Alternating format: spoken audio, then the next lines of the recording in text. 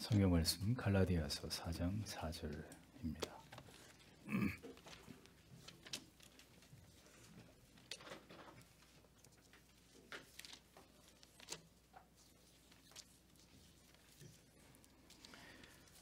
같이 읽겠습니다. 때가 참에 하나님이 그 아들을 보내사 여자에게서 나게 하시고 율법 아래 나게 하신 것은 벨직 신앙 고백서 오늘은 17항 타락한 사람의 구원입니다. 같이 읽어보겠습니다. 우리는 사람이 스스로 영적 죽음에 빠져 그 자신을 완전히 비참하게 만들었으므로 떨며 하나님을 피했을 때 우리의 은혜로우신 하나님은 그의 놀라운 지혜와 손으로 그를 찾으시고 뱀의 머리를 상하게 하고 사람을 복되게 할 여인에게서 태어날 그의 아들을 주실 것을 약속함으로 위로하기를 기뻐하셨음을 믿는다. 17항에서 우리는 위대한 하나님의 구원의 계획에 대해서 구원의 계획에 대한 약속을 믿고 고백하게 됩니다. 타락한 인간을 하나님이 어떻게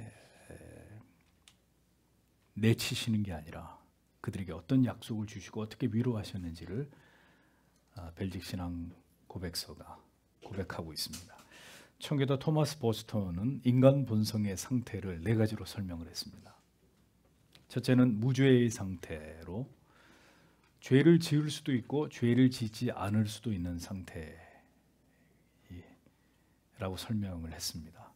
순수하고 완전한 도덕적 본성을 지닌 상태를 의미하는 것이죠. 타락하기 전, 아담과 하와가 타락하기 이전의 상태를 가리키는 것입니다. 둘째는 본성의 상태인데 죄를 짓지 않을 수 없는 상태를 의미하는 것입니다. 이것은 아담의 타락 이후 중생하기 이전에 모든 인간의 전적으로 부패한 상태를 의미하는 것입니다. 본성의 상태, 타락한 이후. 셋째는 은혜의 상태로 다시 죄를 지을 수도 있고 죄를 짓지 않을 수도 있는 상태로의 회복을 말하는데 그리스도를 통해 거듭나고 구원받은 성도의 상태를 가리킵니다.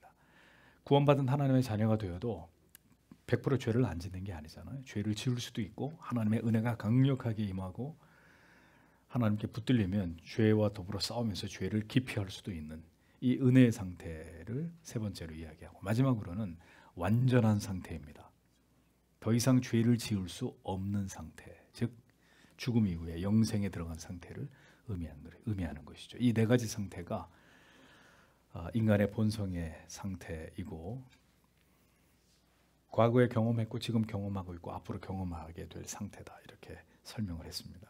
분명히 인간은 완전한 상태로 지음을 받았지만 인간의 의지는 결국 죄를 범하여서 타락한 상태에 이르도록 우리 스스로 그렇게 만들어 버렸고 소망이 없는 지경에 우리 스스로를 빠뜨려 버렸지만 하나님께서는 그의 아들을 통해서 우리를 구원하고자 하시는 놀라운 계획과 작정과 섭리를 통해서 마침내 영원한 나라에 이르러서 다시 완전한 영광스러운 상태 가운데서 하나님과 함께 영원히 살아가는 존재가 되게 하고자 하셨습니다. 이 큰 그림이 하나님 자신을 우리에게 계시하신 내용입니다. 하나님 자신의 영광을 우리를 통해 이 모든 세계를 통해 그분이 다시 그 영광을 성취하시는 방식이라는 거죠. 아까도 우리 공부하면서 얘기했지만 왜 하나님이 그렇게 하셨는지는 모릅니다. 그는 하나님의 계획이시고 하나님의 뜻이고 하나님의 작정하십니다. 중요한 것은 이 모든 것을 하나님이 그렇게 하시기로 한 이 모든 것을 딱 한마디로 한 단어로 요약을 하면 뭐가 될까요? 그레이스, 은혜가 되는 거죠. 이 모든 걸 한마디로 얘기하십시오. 은혜다. 그래서 기독교는 은혜의 종교다라고 말할 수 있는 것입니다. 시편 145편 8절은 여호와는 은혜로우시며 긍휼이 많으시며 라고 하나님이 가지고 계신 속성에 대해서 말씀하고 있고 베드로후서 3장 18절은 오직 우리 주 곧 구주 예수 그리스도의 은혜와 그를 아는 지식에서 자라가라라고 말씀하고 있는 것을 볼 수 있습니다. 인간은 그 어떤 공로를 내세울 수 없는 존재입니다. 어떤 선도 의도 존재하지 않는 완전한 절망에 이를 수밖에 없는 가련한 존재일 뿐입니다. 은혜라는 단어의 위대함은 인간이 인간 자신의 타락하고 부패한 아무런 소망이 없는 비참한 존재일 뿐임을 깊이 인식하게 되는 일이 일어나지 않고서는 이 은혜라는 단어가 갖고 있는 그 본질적인 의미를 절대로 올바로 이해하기가 어렵습니다. 은혜만큼 사실 추상적인 단어가 없습니다. 그 은혜를 경험한 사람만이 그 은혜라는 단어가 담고 있는 그 놀라운 감사와 감격과 감정을 알 수 있을 따름입니다. 이것이 오늘날 많은 사람들이 교회를 다니지만 십자가에 대한 어떤 감격도 예수 그리스도에 대한 어떤 감사도 없이 메마른 종교 생활을 관성을 따라 사고 있는 가장 중대한 이유입니다. 오늘 아침에도 설명드렸습니다만 은혜라는 말의 의미를 체감하지 못하고 예수를 믿고 있다. 은혜라는 단어의 의미를 알아야 감사할 수 있고 감격할 수 있고 그 은혜라는 단어 앞에 한없이 우리 자신을 낮출 수밖에 없습니다. 은혜라는 단어의 의미를 모르기 때문에 교회를 다녀도 한없이 높아지는 것이고 교만할 수밖에 없고 자기가 중심일 수밖에 없는 이런 삶을 고집하게 되는 것입니다. 성령을 통해 인간의 죄인됨에 대한 부인할 수 없는 깊은 실존적 자각이 있어야 그 마음과 영혼 안에 십자가의 위대함은 그의 영혼의 수직으로 임하는 감동의 심포니를 만들어낼 수 있는 것입니다.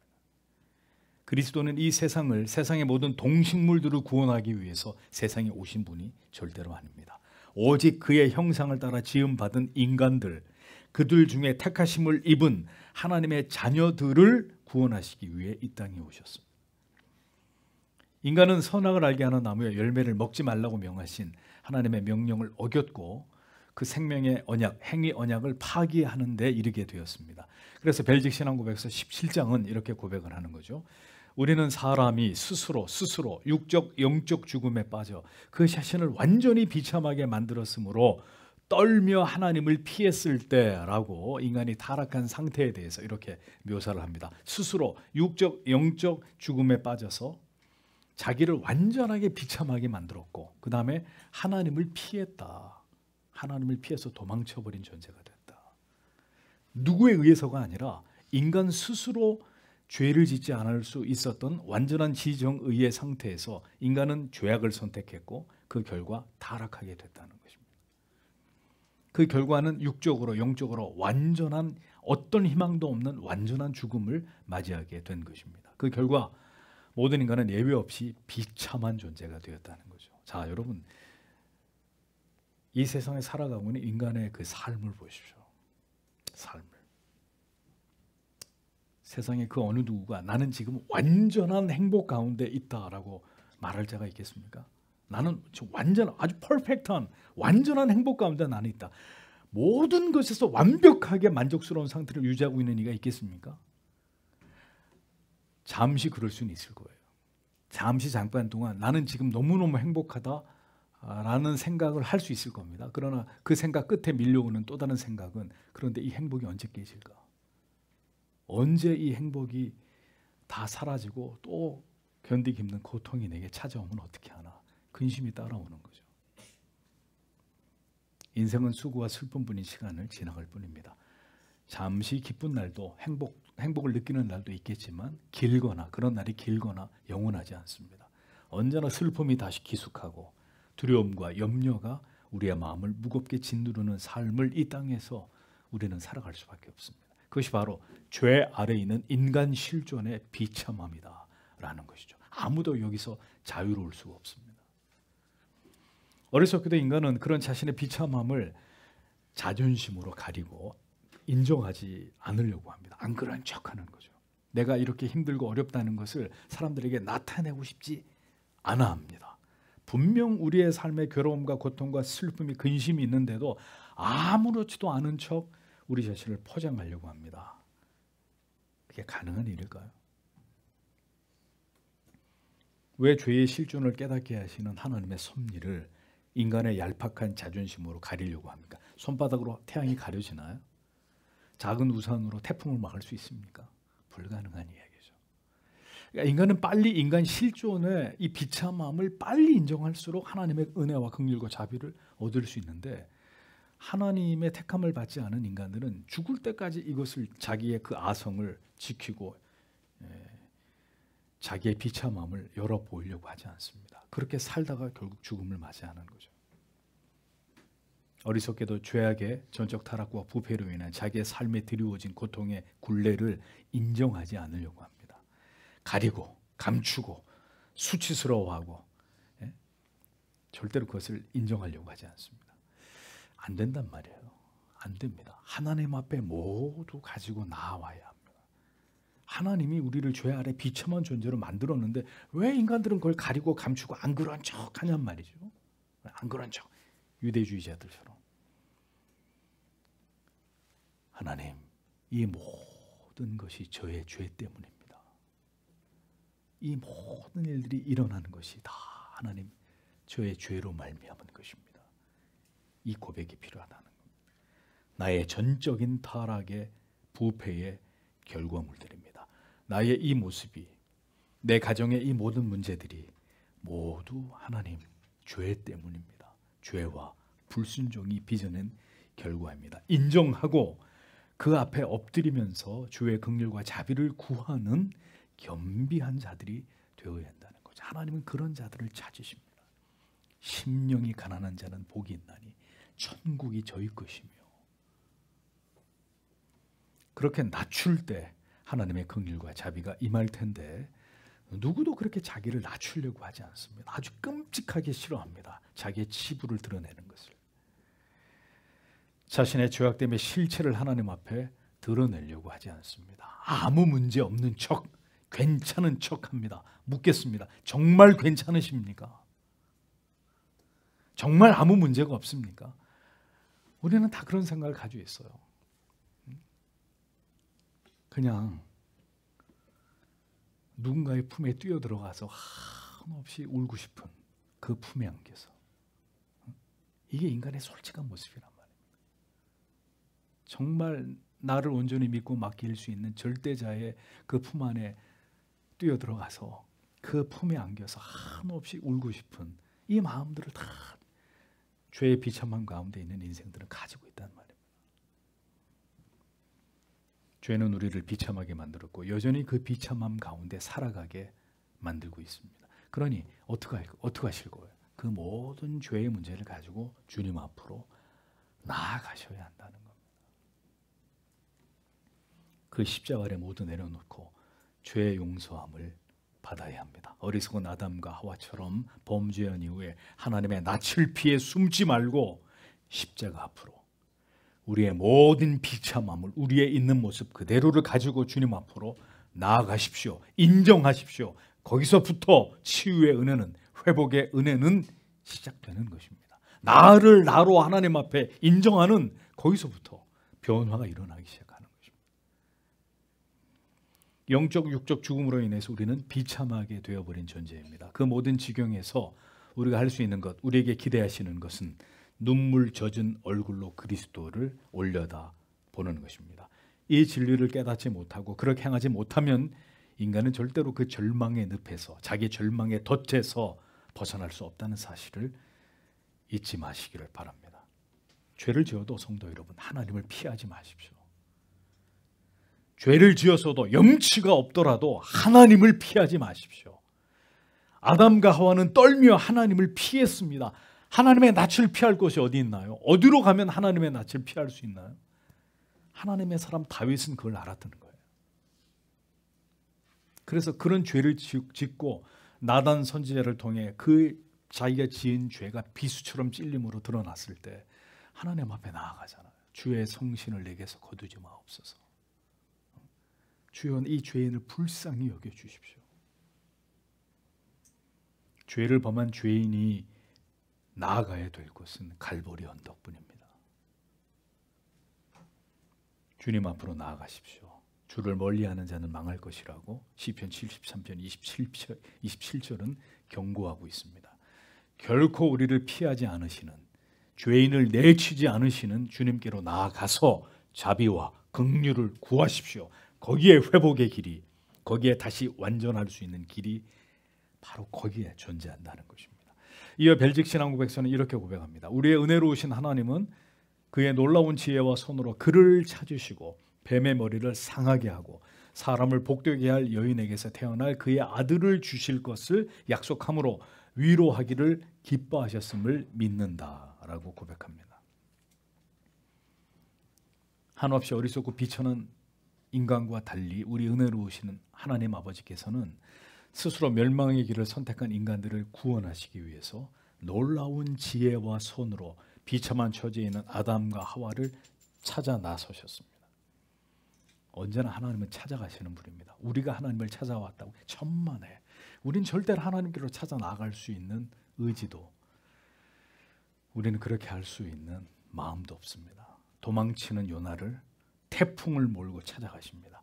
간음을 저지른 다윗을 나단 선지자를 앞장 세워서 찾아가셨습니다. 예수를 부인한 베드로에게 닭 울음소리로 그에게 찾아가시고 오직 의인은 믿음으로 말미암아 살리라 라는 말씀으로 칠흑같이 어두운 중세의 암흑기에 하나님의 사람 루터를 깨어나게 만드셨습니다.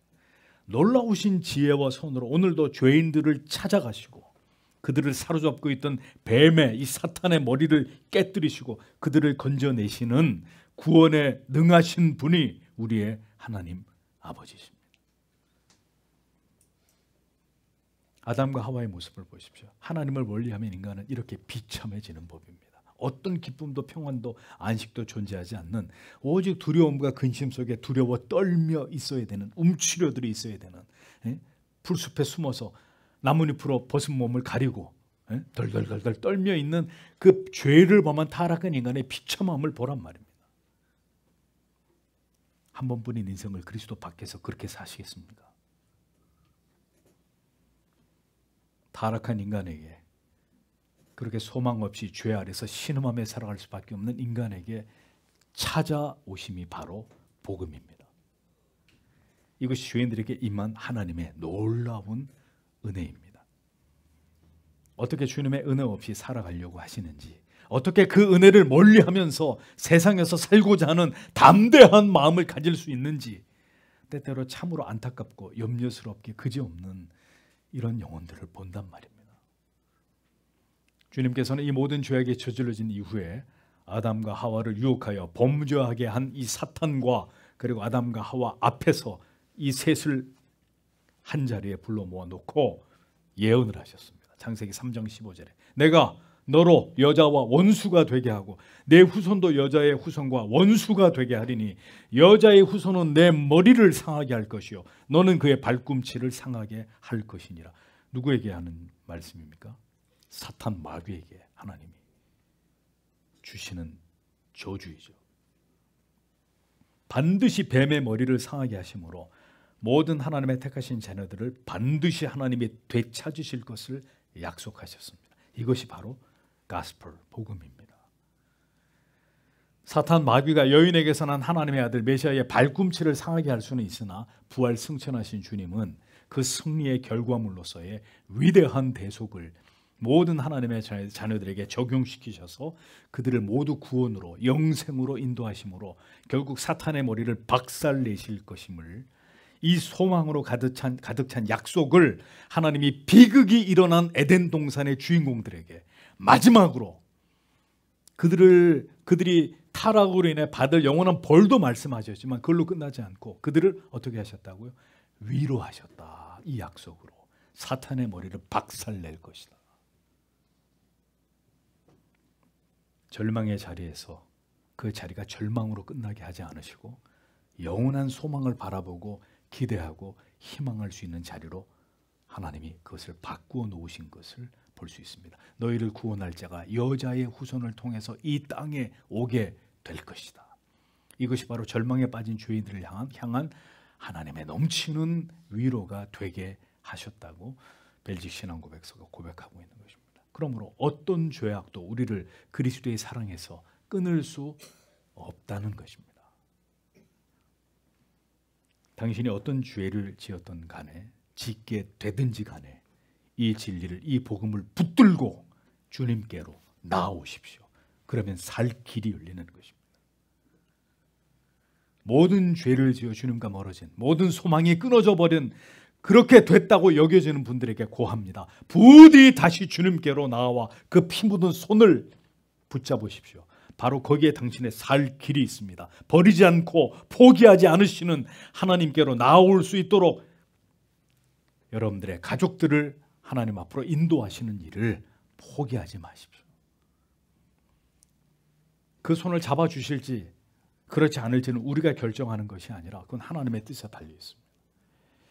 그 앞으로 인도하는 것까지는 우리의 몫입니다. 그 아들을 주실 것을 약속하심으로 우리를 위로해 주시기를 하나님이 기뻐하셨다. 그렇게 죄를 지어서 하나님의 언약을 파괴하고 영 죽을 수밖에 없는 존재가 됐음에도 그들을 새로운 약속을 주셔서 그들을 위로하시기를 기뻐하셨던 하나님이셨다. 행위 언약, 생명 언약을 파괴한 아담과 하와, 모든 죄인들에게 주님은 이 같은 은혜 언약을 다시 체결하셨습니다. 이번에는 쌍방간의 계약이 아니라 일방적인 계약입니다. 지키면 살고 어기면 죽는 계약이 아니라 내가 영원히 너를 구원할 것이다. 나를 믿는 믿음을 너에게 선물하는 것을 통해서 영원히 너를 구원할 것이다. 일방적인 언약입니다. 그 언약 때문에, 그 은혜 때문에 우리가 예수 그리스도를 구주로 믿음으로 값없이 주의 자녀가 되었고 우리에게 영원한 생명이 주어진 것입니다. 개혁된 신앙은 하나님의 절대 주권, 하나님의 영광, 이것도 중요하지만 개혁된 신앙의 또 다른 핵심은 뭐냐? 하나님의 언약을 믿고 붙드는 언약 신앙입니다. 우리는 하나님의 이 위대한 약속을 믿는 자들입니다. 우리의 행위나 우리의 공로나 우리의 의의 가치를 전혀 생각하지 않고 오히려 이런 것들을 철저하게 부인하면서 우리는 오직 죄인과 맺으신 하나님의 아들을 통한 영원한 은혜의 이 언약을 굳게 붙드는 자들입니다. 약속하셨습니다. 하나님이 분명히 저와 약속하셨습니다.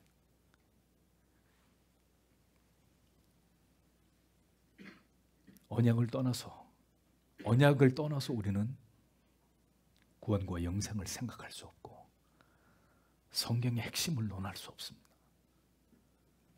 그래서 개혁된 교회 성도들은 하나님의 언약을 가장 중요한 가치로 여기는 사람들입니다.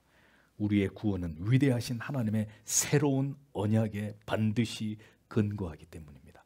그런데도 자꾸 그걸 잊어버리고 우리의 행위, 우리의 의, 우리의 실수, 우리의 죄, 자꾸 이것에 넘어지기도 하고 자꾸 이것으로 나를 드러내려고도 하는 이런 오류에 자꾸 미끄러지는 것입니다. 우리가 예배에서 하나님의 이름을 부르며 하나님을 높이고 우리의 신앙을 하나님께 고백하면서 우리의 죄 사함을 위해 기도하는 것은 모두 이 언약에 근거하기 때문입니다.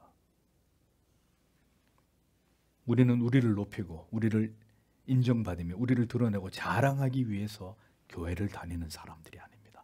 오직 그 언약을 믿고 의지하고 확신하고 그 언약을 토대로 한 은혜를 사모함으로 하나님께 오늘도 우리가 나아가는 것입니다.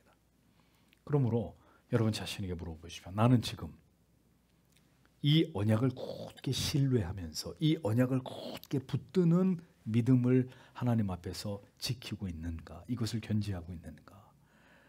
우리의 경건한 삶과 예배의 모습은 이것을 내가 이 언약을 굳게 붙들고 있다는 사실을 증명하고 있는 것인가? 부디 그 은혜 아래에 있는 그 언약 아래에 있는 성도님들이 되십시오. 그렇지 않다면 하나님과 무관한 자가 될 수밖에 없을 것입니다. 오늘도 택하신 주의 자녀들을 불쌍히 여기셔서 구원으로 부르시는 은혜가 아직 주님을 만나지 못한 모든 분들에게 임하게 되시기를 소원합니다. 언약에 근거한 믿음의 사람들로 살아가는 모든 하나님의 자녀들은 이 언약의 말씀을 굳게 붙들고 우리 인생 속에 앞으로 어떤 어려움이 있어도 이 하나님의 언약의 약속의 말씀을 신뢰하면서 그 모든 어려움의 날들을 시련과 고난의 폭풍을 뚫고 찬란히 빛나는 태양 앞에 서게 되는 이런 모든 신령한 축복을 다 누리게 되시기를 바랍니다. 기도하겠습니다.